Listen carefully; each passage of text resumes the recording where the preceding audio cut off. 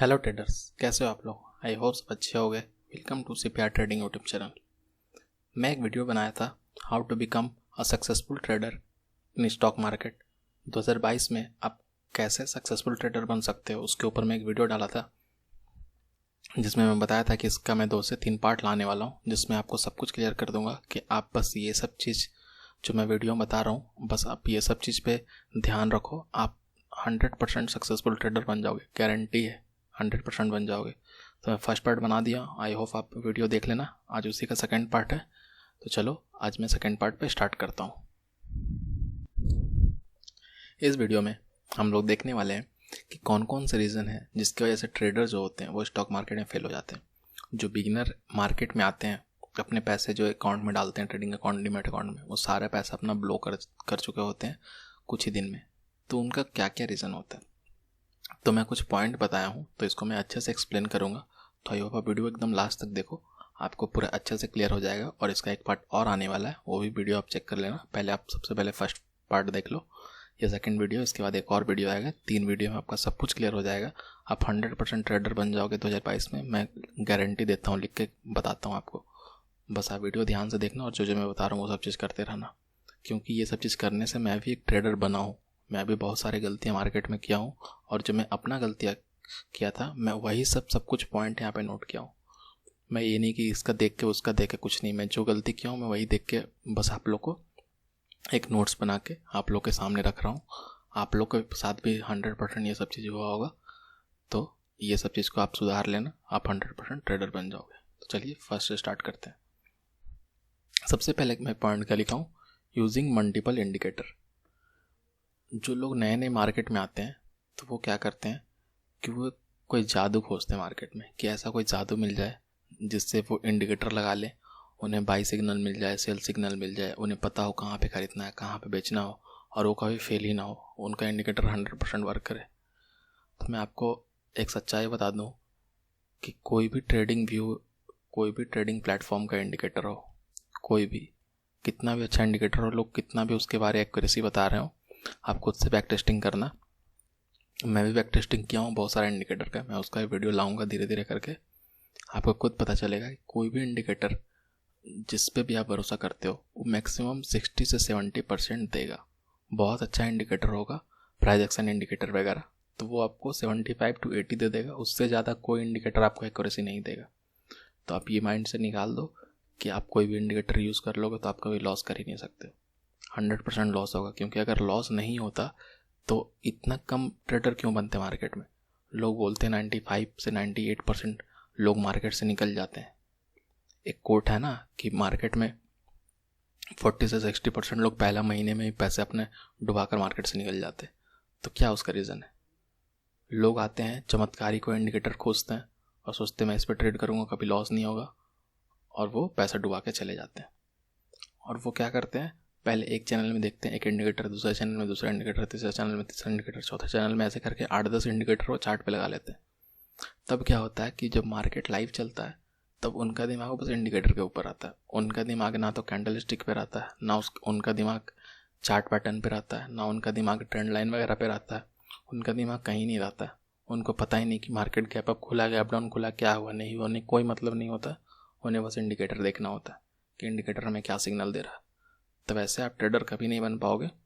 तो प्लीज़ मेरा सजेशन है कि अगर आप इंडिकेटर यूज़ करते हो तो मैक्सिमम 2 इंडिकेटर यूज़ करो एक साथ में, मैक्स। उससे ज़्यादा इंडिकेटर आप यूज़ मत करो, क्योंकि आप जितना ज़्यादा कॉम्प्लेक्स बनाओगे चार्ट को उतना ज़्यादा आपका ट्रेडिंग कॉम्प्लेक्स बनेगा। तो आप जितना सिंपल रखोगे उतना सिंपल आप ट्रेडिंग कर सकते हो। आप अगर इंडिकेटर नहीं यूज़ करते तो बहुत अच्छी बात है। अगर आप इंडिकेटर यूज़ करते हो तो मैं बस बताना चाहूँगा यही कि मैक्सिमम आप 2 ही इंडिकेटर यूज़ करना, उससे ज़्यादा आप मत करना। सेकेंड पॉइंट पे मैं आता हूँ। सेकेंड पॉइंट क्या है, no SL, no stop loss.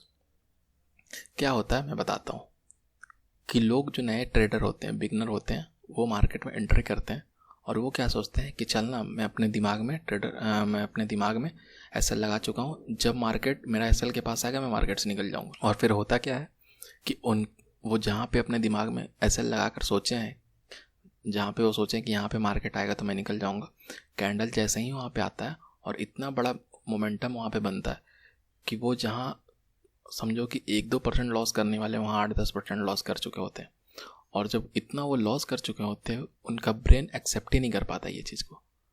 मान लो मैं एग्जांपल में बताता हूँ कि जहाँ उन्हें 200 रुपये का लॉस करना था, ठीक है, जहाँ उन्हें 200 का लॉस करना था वो वहाँ पे 1500 का लॉस कर चुके हैं, ठीक है, 1500 का लॉस कर चुके हैं। तो जब वो 1500 का लॉस कर चुके हैं, क्योंकि उनका एसएल कहाँ था, दिमाग में, उनका एसएल सिस्टम पे नहीं था, उनका एसएल दिमाग में था।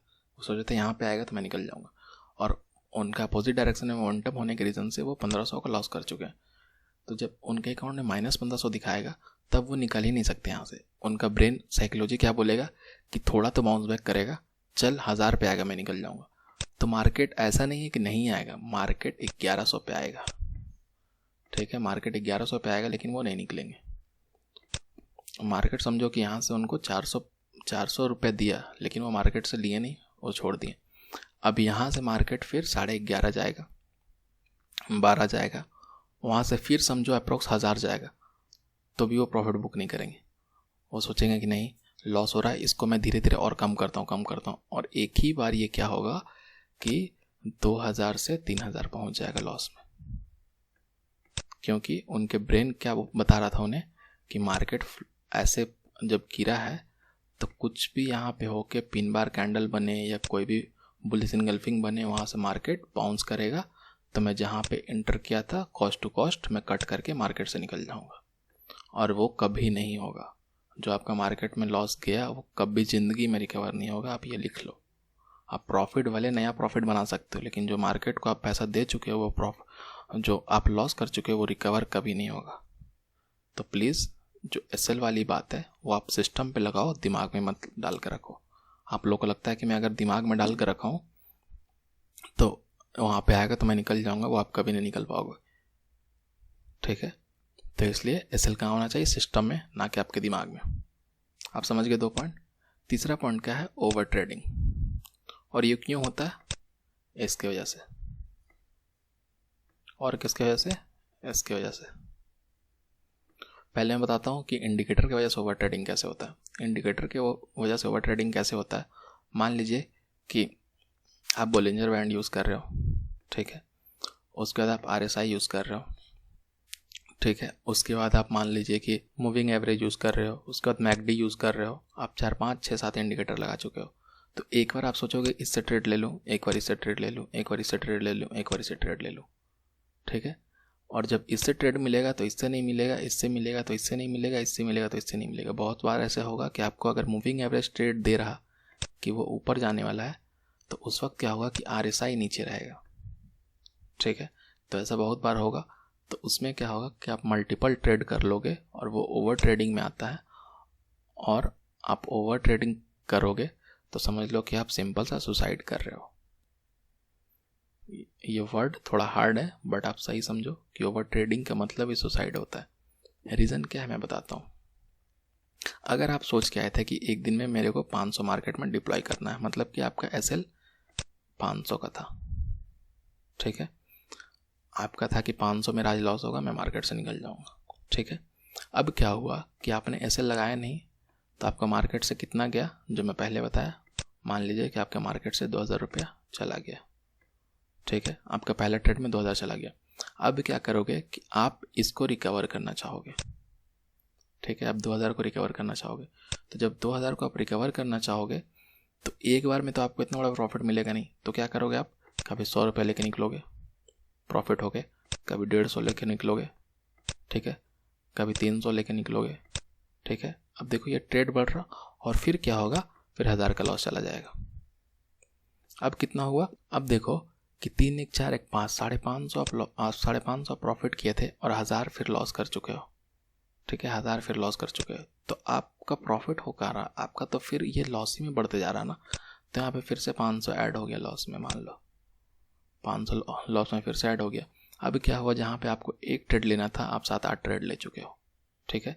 तो वैसे करते करते अगर आप अगर दिन में 20 ट्रेड ले लेते हो, ठीक है, 20 ट्रेड ले लेते हो, आपको पता है कि टैक्स जीएसटी ये सब जोड़ जाड़ के सब कुछ करके अप्रोक्स 50 रुपये लग जाते हैं, ठीक है, 50 रुपये लग जाते हैं।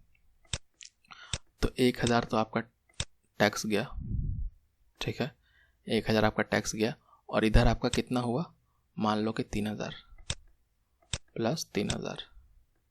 तो जहाँ आपको देना था, आप देखो आपका साइकोलॉजी कैसे ख़राब होगा, आप ट्रेडर कैसे नहीं बन सकते हो, कि जहाँ आपको देना था 500 रुपये, 500 रुपये मार्केट को देना था, आप दे चुके हो 4000। मतलब आप समझ जाओ कि 4000 को अगर मैं डिवाइड कर दूं 500 से, आप समझ रहे, मैं बहुत अच्छी चीज़ आपको समझाने की कोशिश कर रहा हूँ।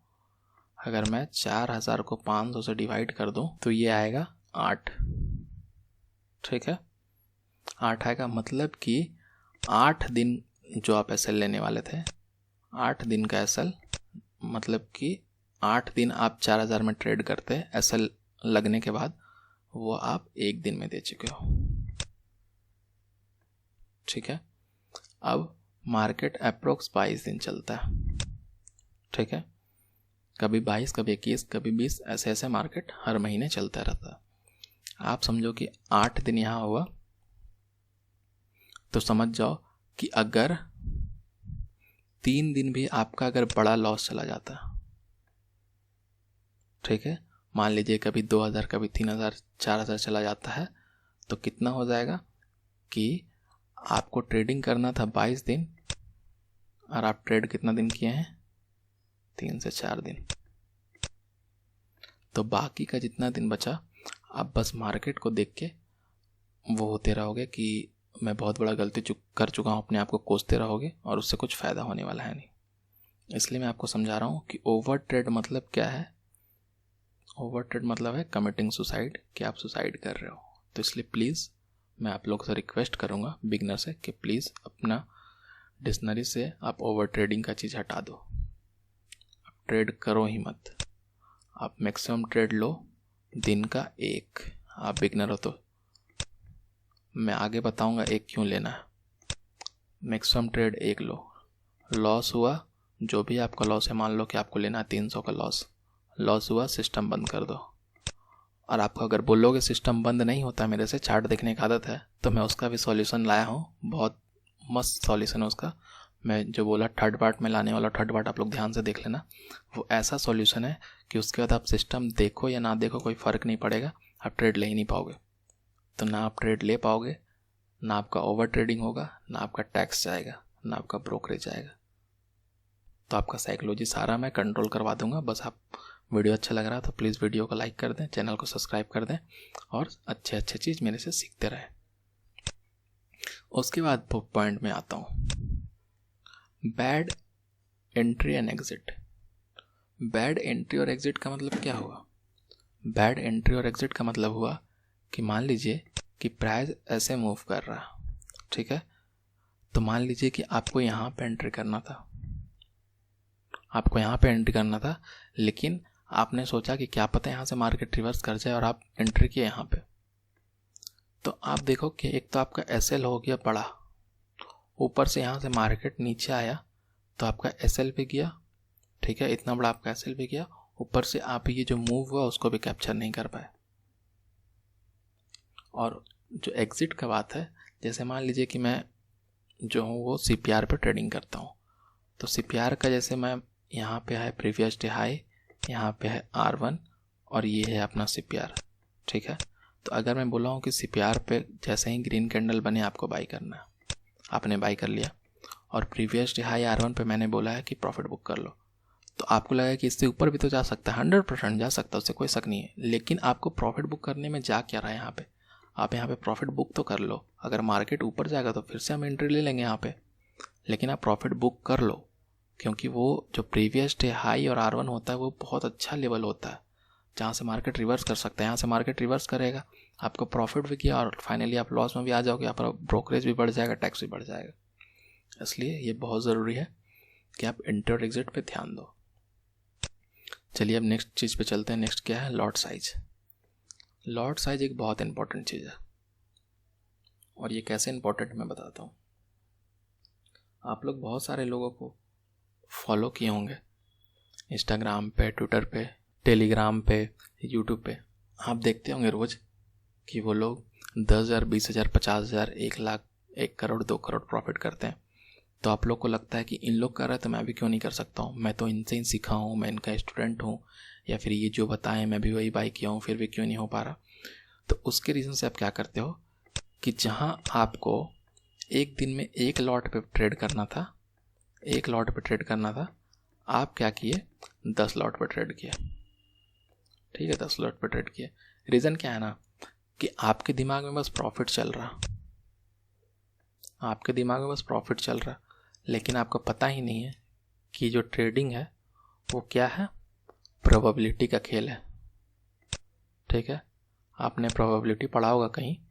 प्रोबेबिलिटी का खेल है मतलब कि अगर आप एक कॉइन को टॉस करते हो तो 50% उसका चांस रहता है टेल आने का और 50% चांस रहता है उसका हेड आने का।